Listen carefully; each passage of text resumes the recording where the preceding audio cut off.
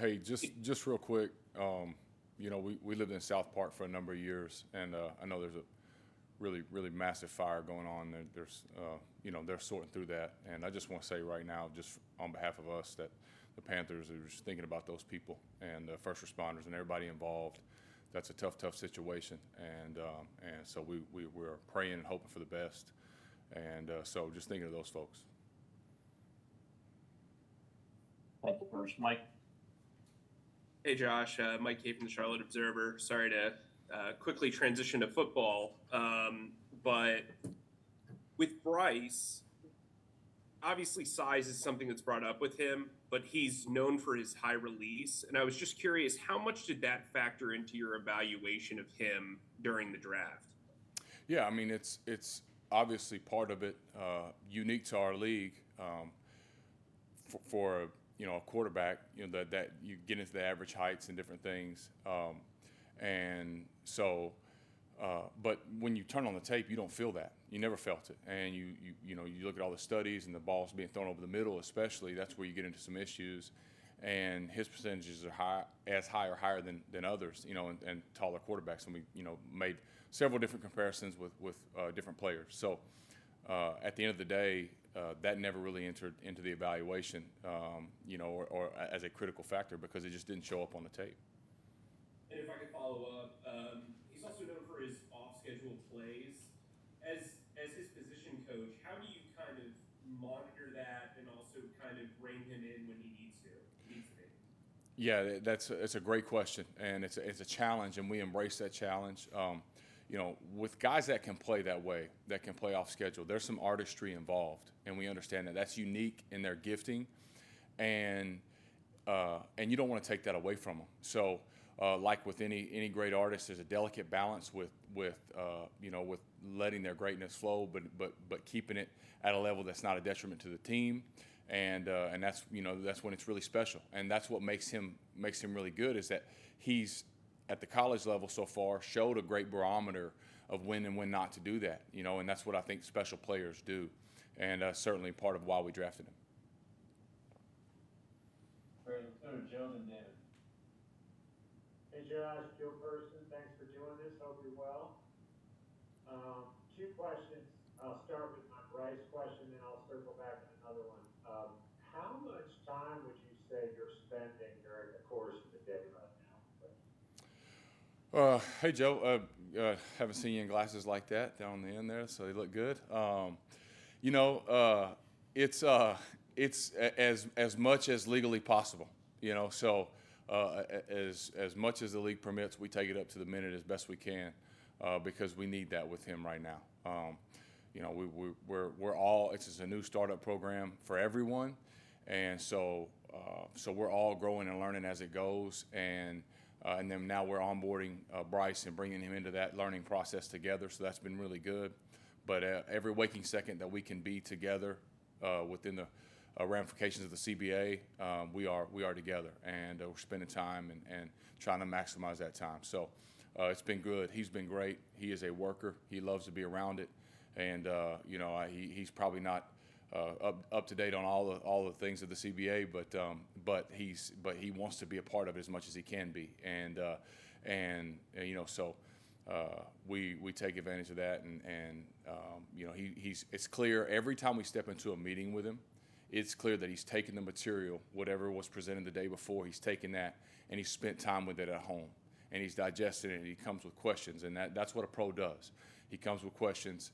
He's got great questions, very insightful, a lot of times well beyond just what a rookie would ask, and so that's encouraging, and that expedites the process for us meeting-wise, because we can get to some second, third, fourth level type answers, which are encouraging, but at the same time we got to grow him just like everybody else, but he's doing a great job of taking the information, processing it, and trying to, this is kind of the downloading phase right now of all that information. He's doing a good job doing that.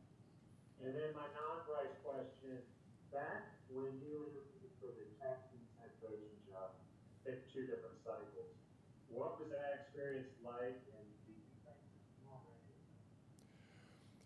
Yeah, it was a great experience. I appreciate them, having me involved in that process. But really, for me, just being here, this was the right thing, and this is what I'm excited about. And you know, things happen for a reason, and I certainly am valuing every day that I step in to this building and get to be around you know, Coach Wright and guys like Coach Caldwell and Coach Evero, and we just have fantastic people. And you know, worked with Chris Tabor a while back and getting to you know, cross paths with him again. And so Frank's done an unbelievable job of putting some great men in this building, and not only high character people but great football people.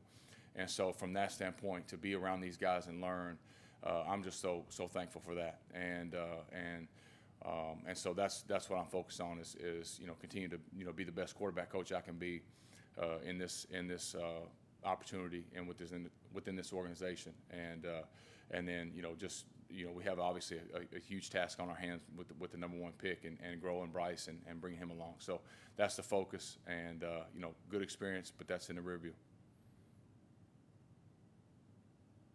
Hey, Josh Bailey, ESPN. I appreciate your words on the fire. I've been glued to the set watching it today. Wanted to ask you a few questions. You mentioned about Bryce's ability to process.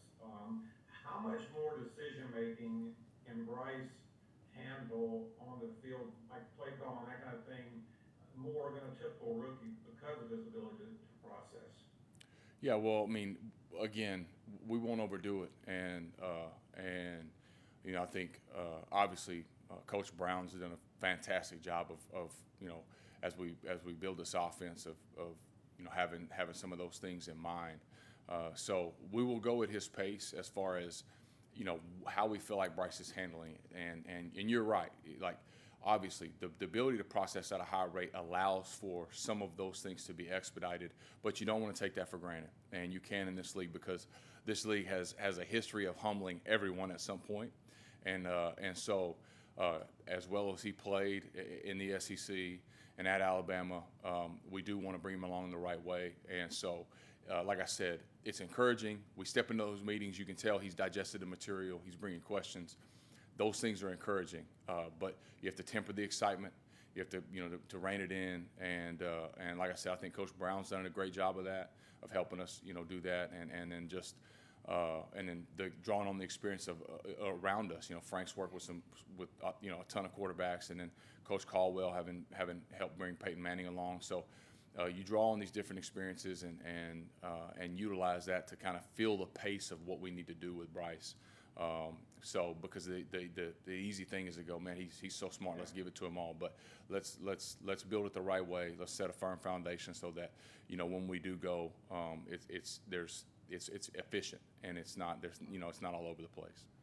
And how much away did an Alabama's offense, which a lot of out of 11 personnel, will translate into what Carolina's new offense is going to be? Well, obviously we look at the things that he does well, but we have different personnel. Everybody's got different personnel, and we got great coaches that are going to build our offense around, you know, what our guys do the best, and what our quarterbacks do the best. And so you certainly see some of those things on tape. I think it's benefited Bryce to be around a coach like Bill O'Brien, to be around coaches like Steve Sarkisian, obviously Coach Saban notwithstanding. But from an offensive standpoint, having those guys having pro experience, you can feel that in the way that he talks about plays, and so that input that he'll be able to have will be important, you know, as he grows. But right now it's just about him learning this offense, downloading what we have, and then, you know, one of these days we'll be there where you know, it's more about, you know, detailing it and specifying it around different skill sets and different things he's like. But right now he's got to learn how we do it, digest that, and then move forward. And lastly, how much is Young able to adjust to taking snaps under center, which he didn't do much at Alabama, is important to what you guys want to do offensively? No, he's been great. He's been great. So we're very pleased with that. You're right, relative to college, he didn't have a ton of snaps to that. He probably tripled that in rookie minicamp, and those were executed at a high level. And you know, it's you know, we want to be a multifaceted offense that can do whatever it takes to win the football game.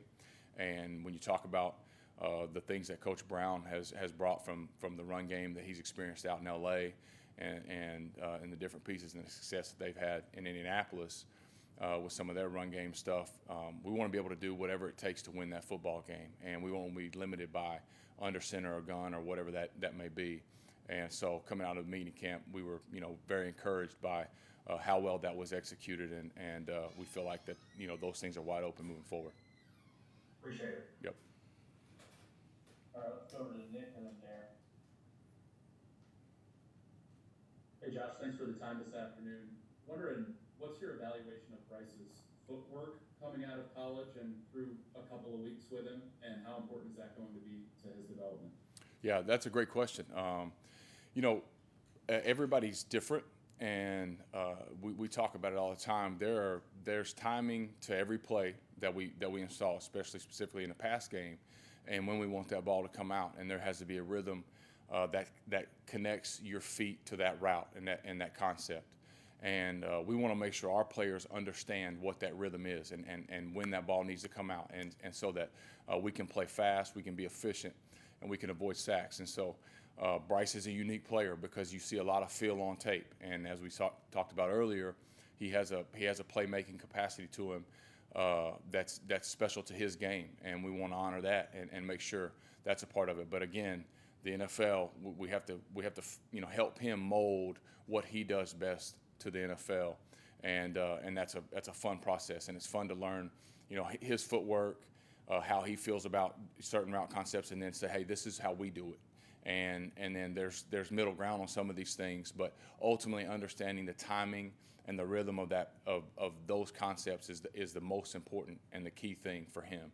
And I think that process so far these first few weeks has been great. Josh, Bryce is a rookie. You're in a new role too. How's it been getting used to being a coach now instead of the thing you've done for so long? And have there been moments, whether it's in minicamp the other weekend or this week, where you're like, man, I can still do this? No, I don't know. I think every guy my age has those moments, and then you do it for throw 3 or 4 balls, and then your body says otherwise. It reminds you why you're coaching. So yeah, I'm having a blast. Like I said, I'm very, very thankful to be able to get to work with the guys I get to work with from a coaching standpoint. And the last, probably handful of years of my career, I feel like those guys were calling me coach when I was in the huddle anyway, because I was so old. I'd say something, say, oh yeah, coach. So now it just makes sense. Now it doesn't make me cringe so much because I'm like, well, good, I'm actually a coach. So I think it's better now, and just enjoying this part of this business. And there's several sides to what makes the NFL special, and coaches obviously are a huge part of it. And there's been so many that have impacted my life, and so to be on this side of it and hopefully draw on some of those years of playing to bring that to the table and share that to these guys is the goal, and I'm enjoying doing it, and it's fun being out there, and you see why guys transition, especially players that transition into coaching, because it's it'll never be the same as playing, but there's a difference, and I do think, and I've noticed this obviously in high school coaching, both way back when I did it the first time around early in Charlotte and out in Marvin Ridge, and then my time in Myers Park, and then in Texas last year, is that there's something special. There's a different feeling. There's a different feeling. You get to throw a touchdown, you celebrate with your teammates, and that's fun.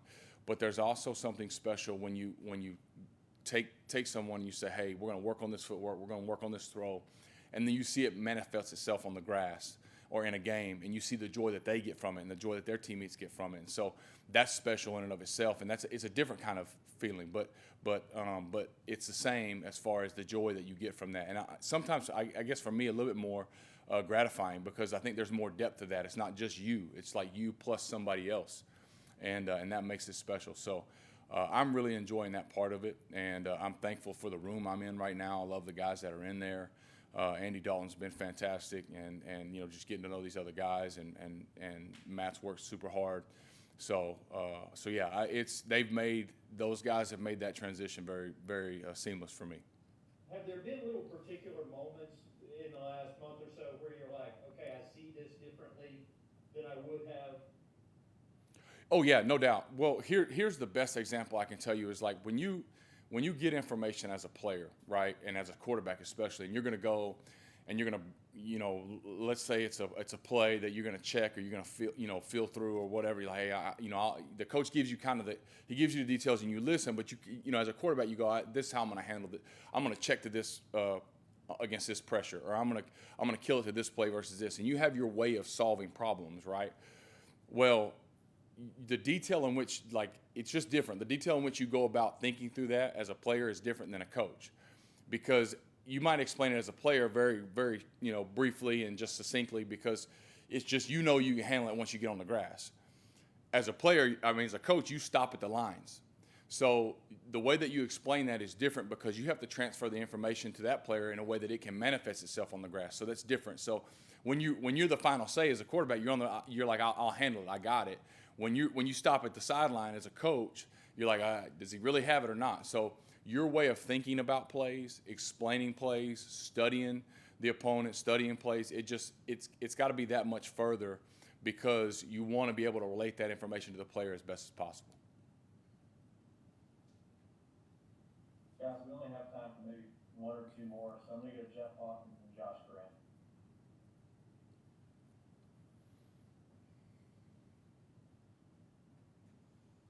Hey, can you hear me, Coach? Gotcha. Yeah, thanks a lot. Greetings. This is Jeff Hawkins from the Charlotte Post. I can sense this is a great opportunity for you personally. What is it like learning from Reich, and how will it help you down the road? Well, it's great to learn from Frank. He's obviously had an unbelievable playing career. We played a long time, and so we share similarities in that regard. But at the same time, he's been a head coach. This is second go around. He's coached quarterbacks. He's worked his way up and coached different rooms. So he's got a wealth of knowledge and just different experiences. But it's always beneficial if you have someone that's kind of seen this NFL life through your eyes. And he spent his career mostly as a backup and played a long time. And so I think there's a shared experience there that I can understand how he applies that experience to that role. And so we've had a little bit of conversations here and there that have confirmed that, and those have just been special to me, and I appreciate that, and hopefully that'll continue on down the road. Over to you, Josh Grant.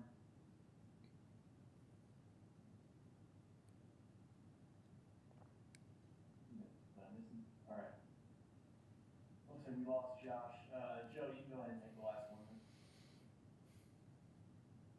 Josh, I've got a hard-hitting question.